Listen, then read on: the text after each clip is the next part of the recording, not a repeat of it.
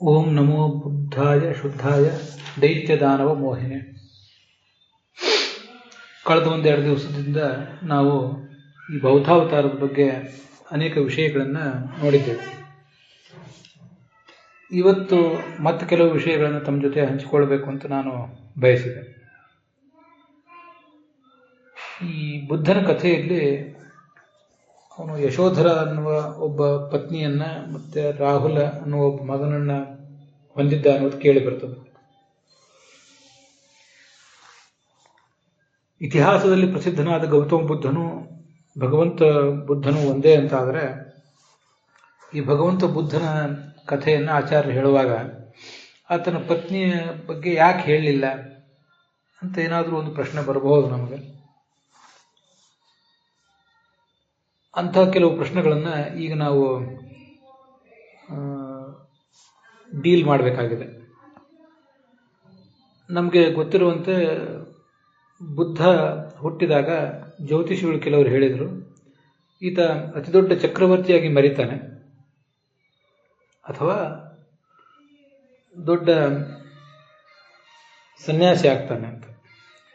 ಮಗ ಸನ್ಯಾಸಿ ಆಗುವುದನ್ನು ತಪ್ಪಿಸಲಿಕ್ಕೋಸ್ಕರ ಅವನಿಗೆ ಯಾವುದೇ ದುಃಖದ ದರ್ಶನ ಆಗದೇ ಇರುವಂತೆ, ದುಃಖಕರವಾದ ಪ್ರಸಂಗದ ದರ್ಶನವೇ ಆಗದೇ ಇರುವಂತೆ ರಾಜ ವ್ಯವಸ್ಥೆ ಮಾಡಿದ್ದ. ಎಲ್ಲಿಯೂ ಕೆಟ್ಟದ್ದು ಯಾವತ್ತೂ ಕೂಡ ಆತನಿಗೆ ಕಂಡಿರಬಾರದು, ಹಾಗೆ ಮಾಡಿದ. ಸುಖವಾಗಿ ಬೆಳೆದಿದ್ದ. ಯಶೋಧರೆಯನ್ನು ಮದುವೆ ಮಾಡಿಕೊಂಡ. ರಾಹುಲ ಅನ್ನುವ ಮಗನೂ ಹುಟ್ಟಿದ. ಒಂದು ಬಾರಿ ಆತ ಹೊರಗೆಲ್ಲೋ ಸುತ್ತಾಡಬೇಕು ಅಂತ ಹೋದಾಗ ಒಬ್ಬ ಸಾರಥಿಯನ್ನ ರಾಜ ವ್ಯವಸ್ಥೆ ಮಾಡಿಕೊಟ್ಟಿದ್ದ. ಮೊದಲು ಒಬ್ಬ ವಯಸ್ಸಾದವನನ್ನ ಈ ಬುದ್ಧ ನೋಡಿದ.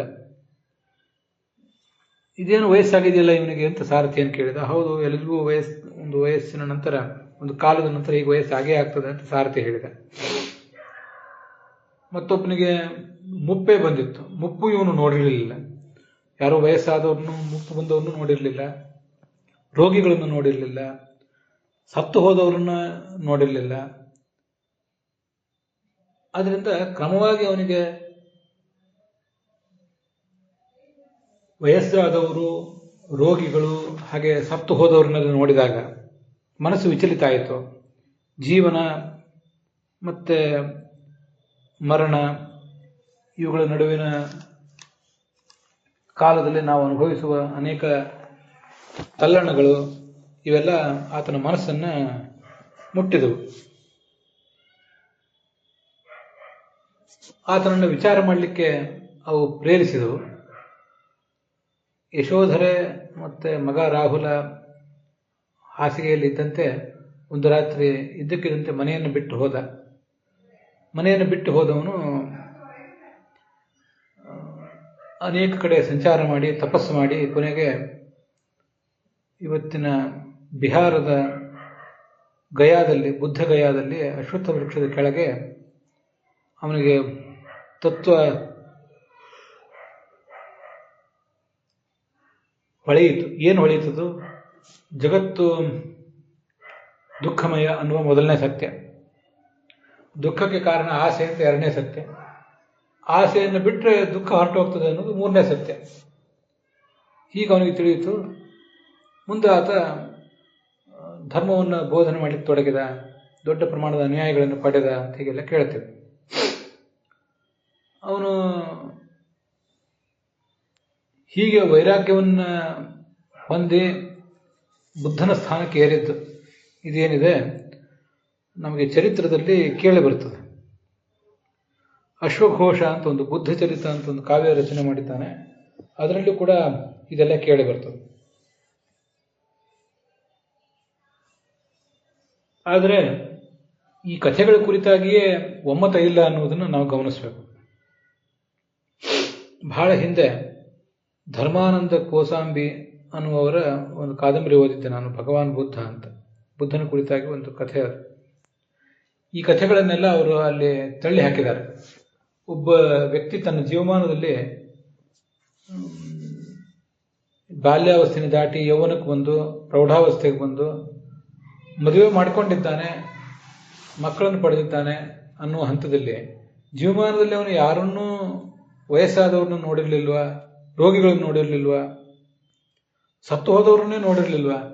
ಹಾಗೆ ನೋಡದೆ ಇರೋಕ್ಕೆ ಸಾಧ್ಯ ಇದೆಯಾ? ಸುಮಾರು ನಿಮ್ಮ ಮಕ್ಕಳು ಮೊಮ್ಮಕ್ಕಳೇ 10 ವರ್ಷದಲ್ಲೇ ಅನೇಕ ಜನ ನಾವು ಹುಟ್ಟಿದ ಆರಂಭ್ಯ 10ನೇ ವಯಸ್ಸಿನವರೆಗೆ ನಾವು ಪರಿಗಣನೆ ಮಾಡಿದರೆ ನಮ್ಮ ಸುತ್ತಮುತ್ತಲಿದ್ದವರು ಕೆಲವರು ಸತ್ತು ಹೋಗಿದ್ದು ಕಂಡು ಬರ್ತದೆ, ಕೆಲವರು ವಯಸ್ಸಾದವರಿದ್ದದ್ದು ಕಂಡು ಬರ್ತದೆ, ಕೆಲವರು ರೋಗಿಗಳಿದ್ದದ್ದು ಕಂಡು ಬರ್ತದೆ. ಈ ನರಳಾಟ ಇದ್ರ ಬಗ್ಗೆ ಎಲ್ಲ ಅವರಿಗೆ ಸ್ವಲ್ಪ ಗೊತ್ತಾಗ್ತದೆ. ವಯಸ್ಸು ಹೆಚ್ಚಿದಂತೆ ಯೌವನ 20, 25, 30, 40 ಈ ವಯಸ್ಸಿಗೆ ಬಂದಂತೆ ಎಲ್ಲವೂ ಗೊತ್ತಾಗೇ ಆಗ್ತದೆ. ಸಾವಿರ ಬಗ್ಗೆಯೇ ಕೇಳದ, ರೋಗಗಳ ಬಗ್ಗೆಯೇ ಕೇಳದ ವಯಸ್ಸು ಅಂತನ್ನೋದೊಂದು ತೀರಾ 2-3 ವರ್ಷ, 3-4 ವರ್ಷ ಮಾತ್ರ, ಅಥವಾ 1-2 ವರ್ಷ ಮಾತ್ರ. 3-4 ವರ್ಷ, 4-5 ವರ್ಷದ ಹೊತ್ತಿಗೆ ಅನೇಕ ಸಂಗತಿಗಳನ್ನೆಲ್ಲ ಮನುಷ್ಯ ಗಮನಿಸಿರ್ತಾನೆ. ಮನುಷ್ಯ ಯಾಕೆ ಸಾಯ್ತಾನೆ, ಯಾಕೆ ಹುಟ್ಟುತ್ತಾನೆ, ದೇವರು ನಮ್ಮನ್ನು ಹುಟ್ಟಿಸ್ತಾನೆ ಯಾಕೆ, ಸಾಯಿಸ್ತಾನೆ ಯಾಕೆ ಅಂತ ಅನ್ನೋದೊಂದು ಚಿಕ್ಕ ಮಕ್ಕಳ ಮನಸ್ಸಿನಲ್ಲಿ ಬರ್ತಿರ್ತದೆ. ಅಂಥ ಪ್ರಶ್ನಕ್ಕೆ ಅಂಥದ್ದೊಂದು ಕಥೆ ಅನೇಕ ಜನ ಬೌದ್ಧರಿಗೆ ಸಮ್ಮತ ಇಲ್ಲ ಅನ್ನೋದನ್ನು ನಾವು ತಿಳ್ಕೊಂಡ್ರೆ ಸಾಕಷ್ಟೆ. ಕಥೆಯನ್ನು ಹೇಳಲಿಕ್ಕೆ, ಅವನ ನಾಟಕ ಬರೀಲಿಕ್ಕೆ, ಅವನ ಕಾದಂಬರಿ ಬರಲಿಕ್ಕೆ, ಕಾವ್ಯ ಬರಲಿಕ್ಕೆ ತುಂಬ ರೋಚಕವಾಗಿರ್ತದೆ. ವಸ್ತುತಃ ಆಗಿರೋದು ಸಾಧ್ಯನಾ? ಅದರಲ್ಲೂ ನಾಳೆ ರಾಜಕುಮಾರ ಆಗಬೇಕು, ಈಗ ರಾಜಕುಮಾರ, ನಾಳೆ ರಾಜ ಆಗಬೇಕಾದವನು, ಜಗತ್ತಿನ ಬಗ್ಗೆ ಏನೂ ಗೊತ್ತಿಲ್ಲ ಅಂದರೆ ಅಂಥ ಮುಗ್ಧನನ್ನು ಹೇಗೆ ಯುವರಾಜನನ್ನಾಗಿ ಮಾಡ್ತಾರೆ, ರಾಜನನ್ನಾಗಿ ಹೇಗೆ ಮಾಡ್ತಾರೆ? ಅತ್ಯಂತ ಅಸಂಬದ್ಧವಾದಂತಹ ಕಥೆ ಅದು. ಇದು ಆತನ ವೈರಾಗ್ಯದ ಕಥೆ ಆಯಿತು. ಅವನು ಏನು ಬೋಧನೆ ಮಾಡಿದ? ದೇವರಿದ್ದಾನೆ ಬೋಧನೆ ಮಾಡಿದ್ನೋ, ದೇವರಿಲ್ಲ ಅಂತ ಬೋಧನೆ ಮಾಡಿದ್ನೋ, ವೇದಗಳು ಅಪ್ರಮಾಣ ಅಂತ ಹೇಳಿದ್ನೋ, ಏನಂತ ಹೇಳಿದ? ಅದು ಸ್ಪಷ್ಟವಾಗಿ ಗೋಚರ ಆಗೋದೇ ಇಲ್ಲ. ಧರ್ಮ ಪಿಟಕ ಅಂದರೆ ಬುಟ್ಟಿ, ಧರ್ಮ ಪಿಟಕ ಅಂದರೆ ಧರ್ಮದ ಕುರಿತಾಗಿರುವ ಒಂದು ಬುಟ್ಟಿ ಅಂದರೆ ಒಂದು ಗ್ರಂಥ. ಅದನ್ನು ಅವರು ಪಾಲಿ ಭಾಷೆಯಲ್ಲಿ ಧಮ್ಮ ಪಿಟಕ ಅಂತಾರೆ. ಹಾಗೆ ಸೂತ್ರ ಪಿಟಕ, ಸೂತ್ರಗಳಿರುವ ಪಿಟಕ, ಅದನ್ನು ಸುತ್ತ ಪಿಟಕ ಅಂತಾರೆ. ವಿನಯ ಪಿಟಕ, ವಿನಯ ಅಂದರೆ ಮನುಷ್ಯನ ನುಡಿ ಅವುಗಳನ್ನು ತೋರಿಸಿಕೊಡುವಂಥ ಒಂದು ಗ್ರಂಥ, ವಿನಯ ಪಿಟಕ ಅಂತಾರೆ. ಅದನ್ನು ಕೆಲವು ನಾನು ಓದಿದ್ದೇನೆ ಈ ಹಿಂದೆ. ಒಬ್ಬ ಬ್ರಾಹ್ಮಣ ದೇವರಿದ್ದಾನೋ ಇಲ್ಲೋ ಅಂತ ಬುದ್ಧನನ್ನು ಕೇಳ್ತಾನೆ. ದೇವರಿದ್ದಾನೋ ಇಲ್ಲೋ ಅಂತ ಪ್ರಶ್ನೆ ಯಾಕೆ ನೀವು ಕೇಳ್ತಾ ಇದ್ದೀರಿ? ಆ ಪ್ರಶ್ನೆಗೆ ಏನು ಅರ್ಥವೂ ಇಲ್ಲ. ಒಬ್ಬನಿಗೆ ಒಂದು ಬಾಣ ನಾಟಿದೆ, ಅವನು ಒದ್ದಾಡ್ತಾ ಇದ್ದಾನೆ. ವೈದ್ಯ ಬರ್ತಾನೆ, ಬಾಣವನ್ನು ಕಿತ್ತು ತೆಗಿತಾನೆ, ಉಪಚಾರ ಮಾಡ್ತಾನೆ. ಉಪಚಾರ ಮಾಡ್ಲಿಕ್ಕೆ ಸಾಧ್ಯ ಇದೆ, ಇದ್ದಾದ್ರೆ ಸತ್ತೇ ಹೋಗ್ತಾನೆ ಆ ವ್ಯಕ್ತಿ. ಹೊರತು ಬಾಣವನ್ನು ಹೊಡೆದವನು ಯಾರು, ಹೊಡೆದ ವ್ಯಕ್ತಿ ಎಷ್ಟು ಎತ್ತರ ಇದ್ದ, ಅವನ ಬಣ್ಣ ಹೇಗಿತ್ತು ಅನ್ನೋದನ್ನೆಲ್ಲ ವಿಚಾರ ಮಾಡ್ತಾ ಕೂತ್ಕೋತಾನೆ. ಹಾಗೆ ಈ ಜಗತ್ತಿನಲ್ಲಿ ನಮಗೆ ದುಃಖ ಬಂದಿದೆ, ದುಃಖಕ್ಕೆ ಏನು ಕಾರಣ? ಆಸೆಯನ್ನು ಬಿಟ್ಟರಾಯ್ತು, ದುಃಖ ತಾನಾಗೆ ಹೋಗ್ತದೆ. ದೇವರಿದ್ದಾನೋ ಇಲ್ಲೋ ಅಂತ ಯಾಕೆ ವಿಚಾರ ಮಾಡ್ತೀರಿ ಅಂತ ಅವನು ಬುದ್ಧ ಹೇಳ್ತಾನೆ ಅಂತ ಬಂದಿದೆ.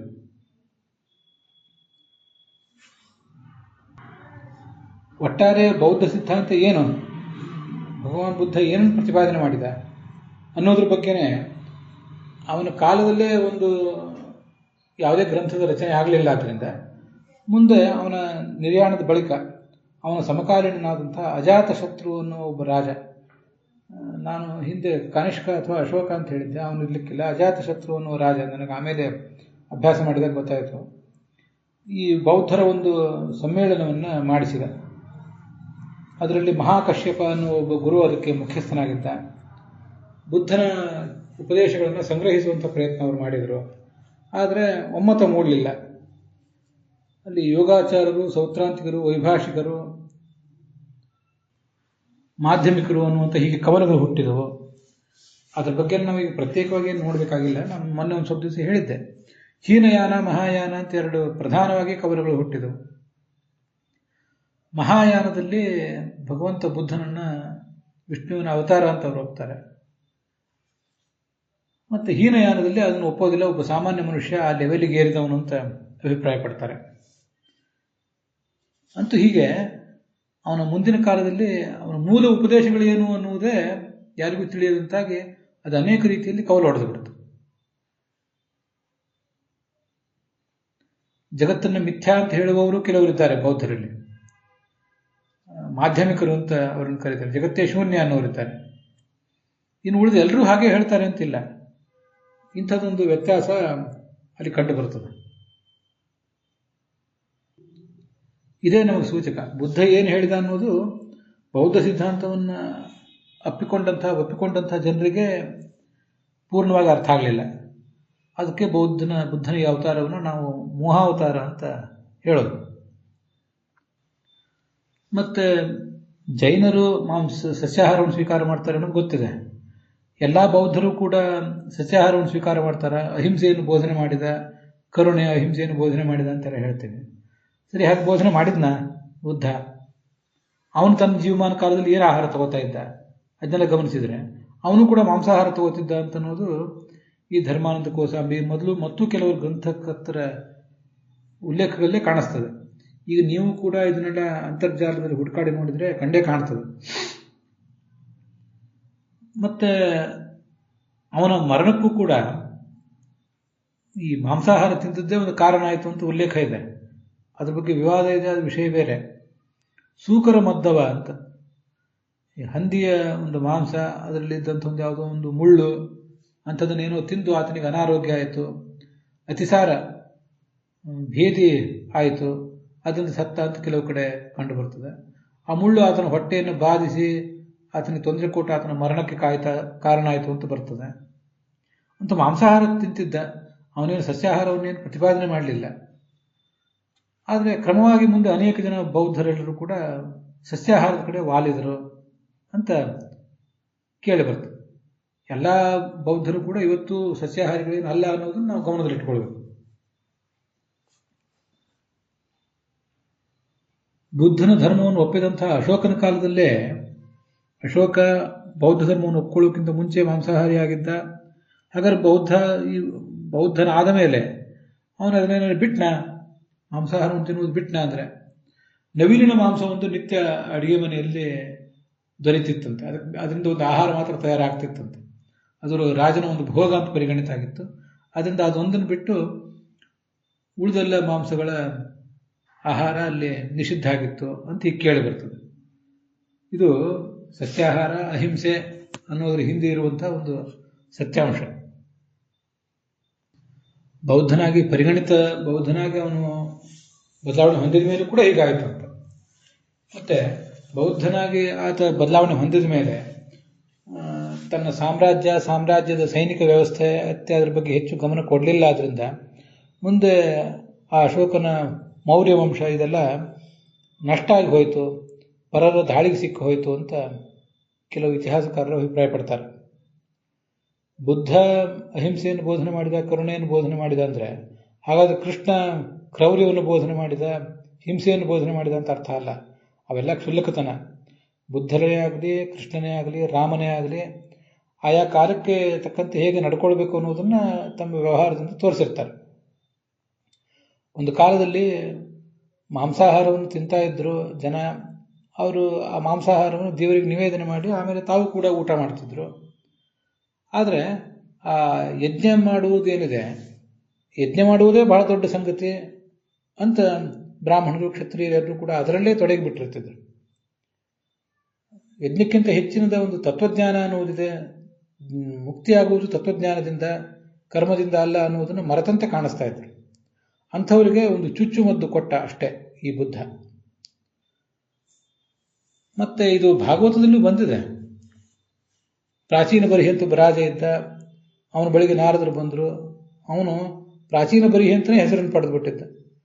ಅವನ ಸಾಮ್ರಾಜ್ಯದಲ್ಲಿ ನಿರಂತರವಾಗಿ ಯಜ್ಞಗಳನ್ನು ಮಾಡ್ತಾ ಇದ್ದ ಅಂತ ಕೇಳಿ ಬರ್ತದೆ. ಆವಾಗ ನಾರದರು ಅವನಿಗೆ ಸಿಕ್ಕಾಗ ನಾರದರು ಮೇಲ್ ನೋಡ್ಲಿಕ್ಕೆ ತೊಡಗಿದ್ರಂತೆ, ಮೇಲ್ಮುಖವಾಗಿ. ಏನು ಮೇಲ್ ನೋಡ್ತಾ ಇದ್ದೀರಲ್ಲ ಅಂತ ಇವನು ಅವ್ರನ್ನ ಕೇಳಿದ್ನಂತೆ. ನೀನು ಅನೇಕ ಪ್ರಾಣಿಗಳನ್ನು ಕೊಂದು ಯಜ್ಞಗಳನ್ನೇನೋ ಮಾಡ್ತಾ ಇದ್ದೆ, ಅವೆಲ್ಲ ಮೇಲೆ ನಿನಗಾಗಿ ಕಾಯ್ತಾ ಇವೆ, ಯಾವಾಗ ನೀನು ಬರ್ತೀಯ ಅಂತ ಕಾಯ್ತಾ ಇವೆ, ಅದನ್ನು ನಾನು ಇಲ್ಲಿಂದ ನೋಡ್ತಾ ಇದ್ದೇನೆ ಅಂತ ಇವ್ರು ಹೇಳಿದ್ರಂತೆ. ಹಾಗಾದರೆ ಮಾಂಸಾಹಾರ ತಿನ್ನುವುದು ತಪ್ಪ? ಏನಲ್ಲ. ನಾವು ತಿಂತೇವೆ ಅಂದ ಮೇಲೆ ಅದನ್ನೇ ದೇವರಿಗೆ ನಿವೇದನೆ ಮಾಡುವುದಷ್ಟೇ. ವರಾಹ ಪುರಾಣ ಮೊದಲಾದ ಕಡೆ ಅದು ಬಂದಿದೆ. ಯದನ್ನಃ ಪುರುಷಃ ತದನ್ನಾಹ ತಸ್ಯ ದೇವತಾಹ. ನಾವೇನು ಆಹಾರ ತಿಂತೀವಿ ಅದನ್ನೇ ನಾವು ಭಗವಂತನಿಗೂ ನಿವೇದನೆ ಮಾಡ್ತೇವೆ ಅಷ್ಟೇ. ಅಕ್ಕಿಯನ್ನೇ ಹೆಚ್ಚು ತಿನ್ನೋರು ಅಕ್ಕಿಯನ್ನೇ ಭಗವಂತನಿಗೆ ನಿವೇದಿಸ್ತಾರೆ. ಮತ್ತು ಚಪಾತಿ ಇತ್ಯಾದಿಗಳನ್ನು ಮಾಡುವವರು ಅದನ್ನೇ ಭಗವಂತನಿಗೆ ಹೆಚ್ಚು ನಿವೇದನೆ ಮಾಡ್ತಾರೆ. ಏನು ತಿಂತೀವೋ ಅದನ್ನು ಭಗವಂತನಿಗೆ ನಿವೇದನೆ ಮಾಡಬೇಕು, ನೀನೇ ಇದು ಕೊಟ್ಟದ್ದು ಅನ್ನೋ ಎಚ್ಚರವನ್ನು ಇಟ್ಕೊಳ್ಬೇಕು ಅನ್ನೋದು ಮುಖ್ಯ ಅಷ್ಟೇ. ಮಾಂಸಾಹಾರ ತಿನ್ನುವುದು ತಪ್ಪೇನಲ್ಲ. ಅದನ್ನು ಈ ಹಿಂದೆ ಮಹಾಭಾರತದ ಪ್ರವಚನದಲ್ಲಿ ನಾನು ಚೆನ್ನಾಗಿ ಹೇಳಿದ್ದೇನೆ. ಅದನ್ನು ಸರಿಯಾಗಿ ಅರಿಯದೆ ಈ ಹಿಂದೆ ಕ್ಷತ್ರಿಯರು, ರಾಜರು ಮತ್ತು ಬ್ರಾಹ್ಮಣರು ಯಾರೂ ಕೂಡ ಮಾಂಸಾಹಾರ ತಿಂತಿರಲಿಲ್ಲ ಅಂತ ವಾದ ಮಾಡುವವರು ನಮ್ಮವರೇ ಕೆಲವರಿದ್ದಾರೆ. ಆಚಾರ್ಯರು ಭಾಗವತ ತಾತ್ಪರ್ಯದಲ್ಲಿ 11ನೇ ಸ್ಕಂದದಲ್ಲಿ ಅದನ್ನೆಲ್ಲ ಸ್ಪಷ್ಟವಾಗಿ ಹೇಳಿದ ಮೇಲೆ ಕೂಡ ಎಲ್ಲಿ ಮಾಂಸಾಹಾರಕ್ಕೆ ಅವಕಾಶ ಇತ್ತು, ಶ್ರಾದ್ದದಲ್ಲಿ, ದೇವ ಕಾರ್ಯದಲ್ಲೆಲ್ಲ ಮಾಂಸಾಹಾರಕ್ಕೆ ಅವಕಾಶ ಇತ್ತು, ಬ್ರಾಹ್ಮಣರು ಅವಾಗ ಏನು ಮಾಡಬೇಕು, ಮದ್ಯಪಾನ ಹೇಗೆ ಮಾಡಬೇಕು, ಮದ್ಯಪಾನ ಮಾಡುವುದಾದರೆ ಯಾವ ಮದ್ಯವನ್ನು ಅವರು ಕೇವಲ ವಾಸನೆಯ ಮೂಲಕ ಸ್ವೀಕಾರ ಮಾಡಬೇಕು ಅನ್ನುವುದೆಲ್ಲ ಅಲ್ಲಿ ಬಂದಿದೆ. ಮಾಂಸಾಹಾರವನ್ನು ಸ್ವೀಕಾರ ಮಾಡ್ತಿದ್ರು ಅನ್ನೋದ್ರ ಬಗ್ಗೆ ಏನೂ ವಿವಾದ ಇರಲಿಲ್ಲ. ಆದರೆ ಆಚಾರ್ಯರ ಮಾತನ್ನು ಸರಿಯಾಗಿ ಅರ್ಥ ಮಾಡಿಕೊಳ್ಳದೆ ನಮ್ಮವರೇ ಮಾಧ್ವರು ಅಂತ ಕರೆಸ್ಕೊಂಡವರೇ ವೇದಾದಿ ಶಾಸ್ತ್ರಗಳಿಗೆ ಮತ್ತು ಪುರಾಣಗಳಿಗೆ ಎಲ್ಲದಕ್ಕೂ ಕೂಡ ತಮ್ಮ ಮೂಗಿನೇರಕ್ಕೆ ಅರ್ಥ ಮಾಡಿ ಎಲ್ಲರೂ ಸಸ್ಯಾಹಾರಿಗಳೇ ಆಗಿದ್ರು. ಕ್ಷತ್ರಿಯರು ಸಸ್ಯಾಹಾರಿಗಳು, ಬ್ರಾಹ್ಮಣರು ಸಸ್ಯಾಹಾರಿಗಳು, ಎಲ್ಲರೂ ಸಸ್ಯಾಹಾರಿಗಳಾಗಿದ್ರು ಅಂತ ವ್ಯರ್ಥವಾಗಿ ಮಾತನಾಡುವ ಪ್ರಯತ್ನ ಮಾಡ್ತಾರೆ. ಹಾಗಲ್ಲ, ಮಾಂಸಾಹಾರಿಗಳಿದ್ದರು, ಮಾಂಸಾಹಾರ ಏನು ಕಡ್ಡಾಯ ಅಲ್ಲ. ಏನು ತಿಂತಿರೋ ಅದನ್ನು ಭಗವಂತನಿಗೆ ನಿವೇದನೆ ಮಾಡಬೇಕಷ್ಟೇ. ಬುದ್ಧನು ಅದನ್ನು ಹಾಗೆ ಹೇಳಿದ್ದ. ಈ ಒಂದು 30 ವರ್ಷದ ಹಿಂದೆ ನಾನು ಒಂದ್ಸರಿ ಪೇಪರ್ನಲ್ಲಿ ಓದಿದ ಒಂದು ಹೇಳಿಕೆ ನನಗೆ ನೆನಪಿಗೆ ಬರ್ತದೆ. ಅದನ್ನು ಹೇಳಿದವರು ಶಿವಪ್ರಕಾಶ್ ಅಂತ ಒಬ್ಬ ಸಾಹಿತಿ ಅಂತ ನನಗೆ ನೆನಪು. ತಪ್ಪಿರಬಹುದು. ಲಿಂಗಾಯತ ಧರ್ಮ ಎಲ್ಲ ಕಡೆ ಹರಡಲಿಲ್ಲ. ಮಾಂಸಾಹಾರವನ್ನು ಅವರು ಕಡ್ಡಾಯವಾಗಿ ನಿಷೇಧ ಮಾಡಿದರು.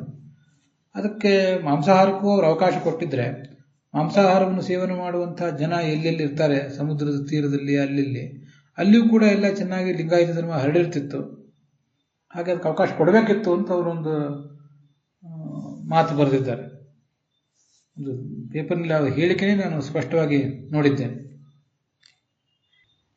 ಈ ದೃಷ್ಟಿಕೋನವನ್ನು ಎಲ್ಲರೂ ಒಪ್ಪದೇ ಇರಬಹುದು.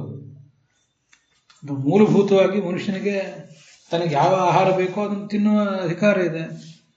ಅದನ್ನು ಅವನು ತಿಂತಾನೆ. ಪಶ್ಚಿಮದಲ್ಲಿ ಗೋಮಾಂಸವನ್ನು ತಿನ್ನಬಹುದು. ಅವರಿಗೆ ಗೋವಂತ ಪೂಜೆ ಪೂಜ್ಯ ಅಂತ ಅವ್ರು ಪರಿಗಣನೆ ಮಾಡಲಿಲ್ಲ, ಅದನ್ನು ತಿಂತಾರೆ. ನಮಗೆ ಯಾವುದು ಪೂಜ್ಯವೋ ಅದನ್ನು ನಾವು ಬಿಟ್ಟಿರ್ತೇವೆ.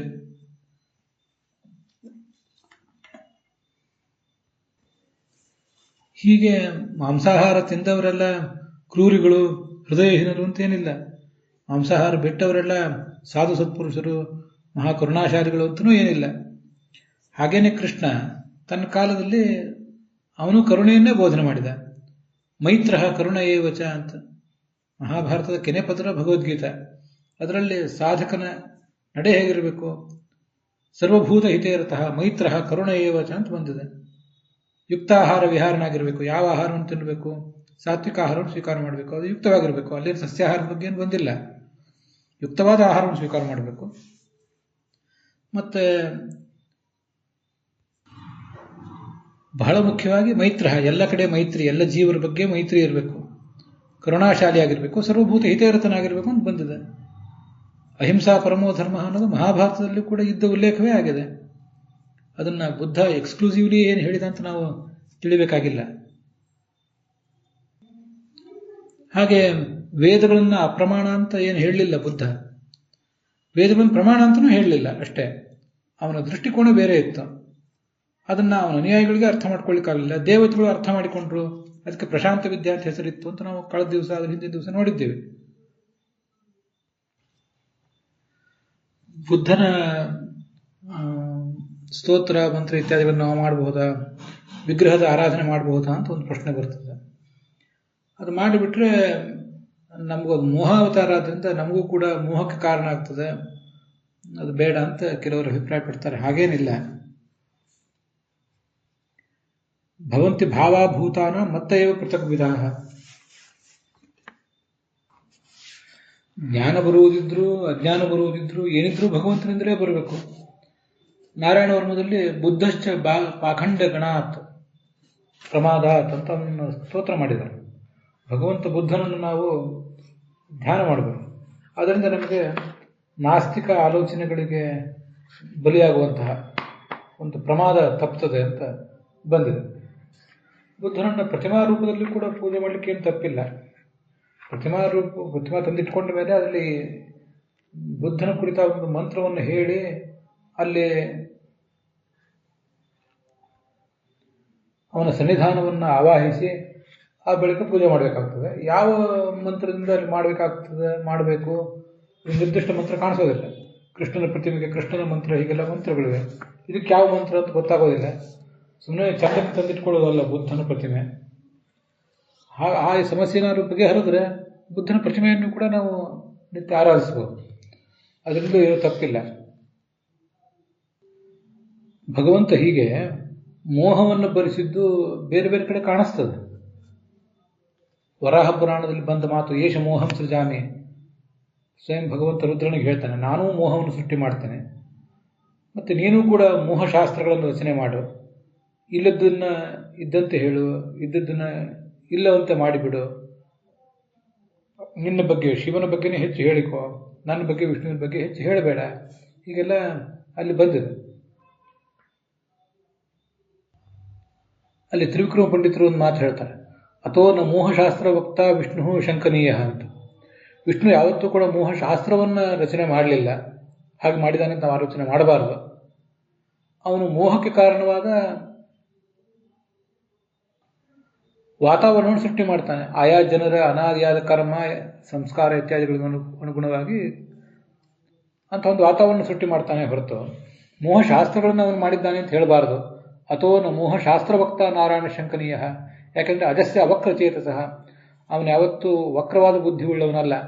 ನಿರನಿಷ್ಠ ನಿರವಧ್ಯ ಅಂತ ಶ್ರುತಿ ಹೇಳಿದೆ, ದೋಷರಹಿತ ಅಂತ ಹೇಳಿದೆ ಅಂತ ಈ ತ್ರಿವಿಕ್ರಮ ಪಂಡಿತರು ಹೇಳ್ತಾರೆ. ಆದರೆ ಅದನ್ನೆಲ್ಲ ಆ ಬ್ರಹ್ಮಸೂತ್ರ ಭಾಷ್ಯ, ಅದೇನು ಜಿಜ್ಞಾಸಾಧಿಕರಣದಲ್ಲಿ ಆ ಮಾತು ಬಂದಿದೆ, ಅದನ್ನು ಜಗನ್ನಾಥ ಯತಿಗಳು ಕೂಡ ತ್ರಿವಿಕ್ರಮ ಪಂಡಿತರ ಮಾತನ್ನು ವಿಮರ್ಶಿಸಿದ್ದಾರೆ.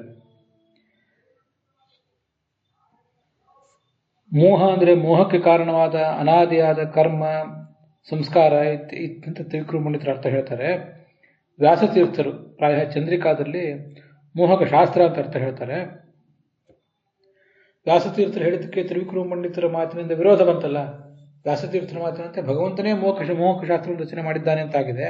ತ್ರಿವಿಕ್ರಮ ಪಂಡಿತರು ಹೇಳ್ತಾರೆ ಮೋಹಶಾಸ್ತ್ರವನ್ನು ಭಗವಂತ ಹೇಳಲಿಲ್ಲ ಅಂತ ಹೇಳ್ತಾರಲ್ಲ. ಅಂದರೆ ಹಾಗಲ್ಲ, ಅಸತಾಮಿತ್ಯ ಅಭಿಪ್ರಾಯಾತ್. ಅಸಜ್ಜನರಿಗೆ ಆ ಭಗವಂತ ಮೋಹವನ್ನು ಬರೆಸ್ತಾನೆ, ಅದಕ್ಕಾಗಿ ತಾನು ಮೋಹಕ ಶಾಸ್ತ್ರವನ್ನು ರಚನೆಯೂ ಮಾಡ್ತಾನೆ. ಅದು ಸಜ್ಜನರಿಗೆ ಮೋಹವನ್ನು ಬರೆಸ್ತಾನೆ ಅಂತ ಅದರ ಅರ್ಥ ಅಲ್ಲ. ಅಸಜ್ಜನರಿಗೂ ಭಗವಂತ ಮೋಹವನ್ನು ಭರಿಸುವುದಿಲ್ಲ, ಅದಕ್ಕಾಗಿ ಮೋಹಶಾಸ್ತ್ರವನ್ನು ರಚನೆ ಮಾಡಿಲ್ಲ ಅಂತ ತ್ರಿವಿಕ್ರಮ ಪಂಡಿತರ ಮಾತಿಗೆ ಅರ್ಥ ಮಾಡ್ಕೋಬಾರ್ದು. ಹಾಗೆ ಮಾಡಿದರೆ ತ್ರಿವಿಕ್ರಮ ಪಂಡಿತರ ಮಾತು ಸರ್ವಮೂಲದ ವಿರೋಧವನ್ನು ಎದುರಿಸಬೇಕಾಗ್ತದೆ. ಸರ್ವಮೂಲದಲ್ಲಿ 8 ಕಡೆ ಉಲ್ಲೇಖ ಬಂದಿದೆ. ಸಮೂಹಾಯ ಸುರದ್ವಿಷಾಂ ಭಾಗವತ ತಾತ್ಪರ್ಯದಲ್ಲಿ ಬಂದಿದೆ, ವಿಷ್ಣು ತತ್ವ ನಿರ್ಣಯದಲ್ಲಿ ಬಂದಿದೆ, ಮಹಾಭಾರತ ತಾತ್ಪರ್ಯ ನಿರ್ಣಯದಲ್ಲಿ ಬಂದಿದೆ. ಸಂಶಯಾರ್ಥಂ ಸುರದ್ವಿಷಾಂ, ದೇವತೆಗಳಿಗೆ ಸಂಶಯ ಬರಲಿ ಅನ್ನೋ ಕಾರಣದಿಂದಲೇ ಕೆಲವು ಪುರಾಣಗಳನ್ನು ರಚನೆ ಮಾಡಿದ ಅಂತಿದೆ. ಅಸುರ ಮೋಹಾಯ ಅಂತಿದೆ ಬ್ರಹ್ಮಾಂಡ ಪುರಾಣದಲ್ಲಿ, ತತ್ವನಿರ್ಣಯದಲ್ಲಿ ಅದು ಉಲ್ಲೇಖ ಕಂಡಿದೆ. ಸರ್ವಂ ಮೋಹಾರ್ಥಮುದ್ದಿಷ್ಟಂ ಅಂತ ತತ್ವನಿರ್ಣಯದಲ್ಲಿ ಮತ್ತೊಂದು ಕಡೆ ಬಂದಿದೆ. ತಥಾ ದುರ್ಜ್ಞಾನ ಜನನೇ ತಾತ್ಪರ್ಯ ಅಸುರೇಶು ಚ ಅಂತ ಬೃಹದಾರಣ್ಯಕ ಭಾಷ್ಯದಲ್ಲಿದೆ. ಅಸುರರಿಗೆ ದುರ್ಜ್ಞಾನವನ್ನು ಭರಿಸುವುದರಲ್ಲೇ ಭಗವಂತನಿಗೆ ತಾತ್ಪರ್ಯ ಇರ್ತದೆ ಅಂತಿದೆ. ಸಜ್ಜನರಿಗೆ ತತ್ವಜ್ಞಾನ ಕೊಡುವುದು, ದುರ್ಜನರಿಗೆ ದುರ್ಜ್ಞಾನವನ್ನು ಕೊಡುವುದು ಅವನ ತಾತ್ಪರ್ಯ ಇದೆ ಅಂತ ಸ್ಪಷ್ಟವಾದ ಮಾತುಗಳೇ ಇದೆ. ಆದ್ದರಿಂದ ಭಗವಂತ ಸ್ವಯಂ ಮೋಹಶಾಸ್ತ್ರವನ್ನು ರಚನೆ ಮಾಡಿದ್ದಾನೆ.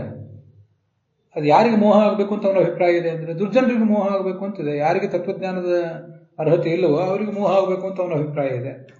ಸಜ್ಜನರಿಗೆ ತತ್ವಜ್ಞಾನ ಆಗಬೇಕು ಅಂತಲೇ ಅಭಿಪ್ರಾಯ ಇದೆ. ಈ ಎರಡು ಉದ್ದೇಶಗಳು ಅವನವೇ ಆಗಿವೆ. ಅವನ ಉದ್ದೇಶ ಈ ಜಗತ್ತಿನಲ್ಲಿ ಇಲ್ಲದೆ ಹೋದರೆ ಇನ್ನು ಯಾವ ವ್ಯಕ್ತಿಯ ಯಾವ ಉದ್ದೇಶದಿಂದಲೂ ಕೆಲಸ ಆಗೋದಿಲ್ಲ. ತ್ರಿವಿಕ್ರಮ ಪಂಡಿತರ ಮಾತುಗಳನ್ನು ಕೂಡ ಸರ್ವಮೂಲಕ್ಕೆ ಅನುಸಾರವಾಗಿ ಹೊಂದಿಸುವುದೇ ಮುಖ್ಯ.